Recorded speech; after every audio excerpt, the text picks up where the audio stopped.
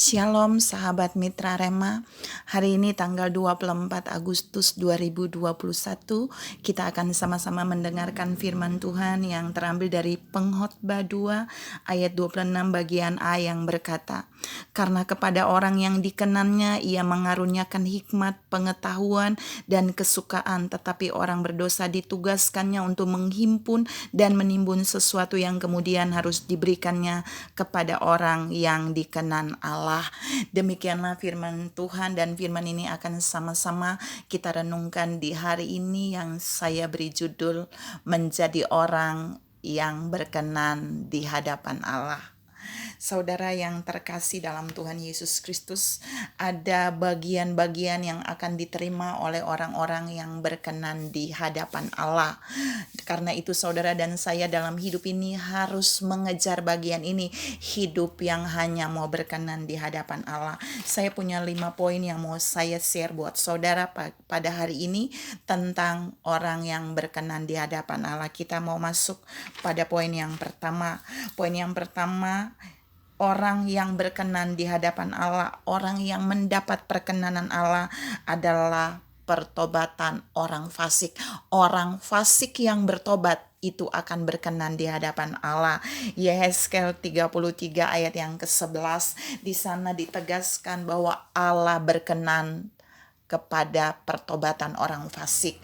Artinya jika saudara dan saya ada di luar kebenaran firman Tuhan, jika kita melanggar firman Tuhan, orang fasik itu orang yang tahu firman, orang dengar firman tapi tidak melakukan firman-Nya.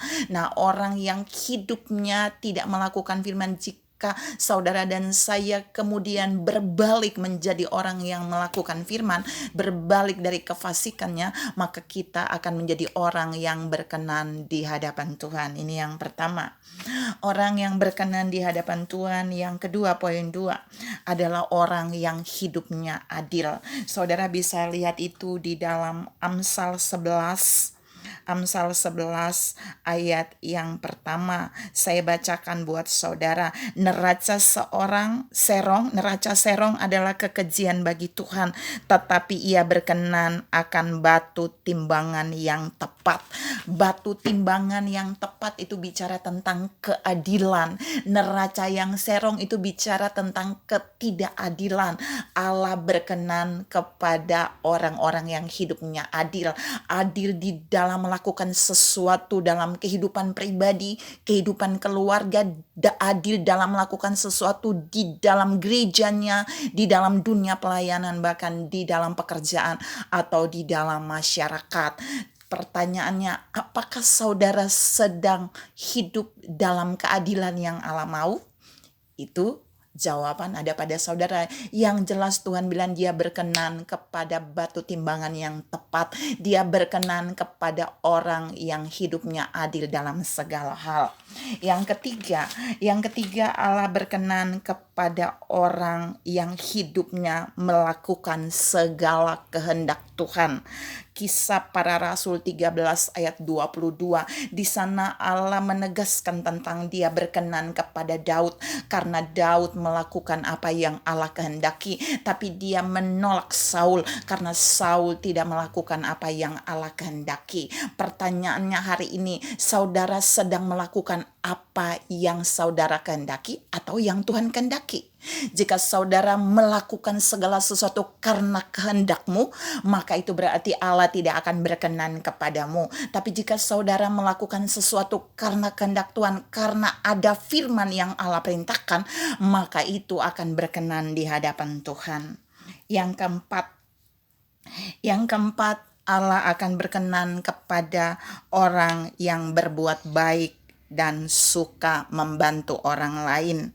Ibrani 13 ayat yang ke-16, di sana intinya menegaskan Allah berkenan kepada orang yang berbuat baik, yang melakukan kebaikan sesuai standar firman Allah, dan orang yang suka membantu orang lain.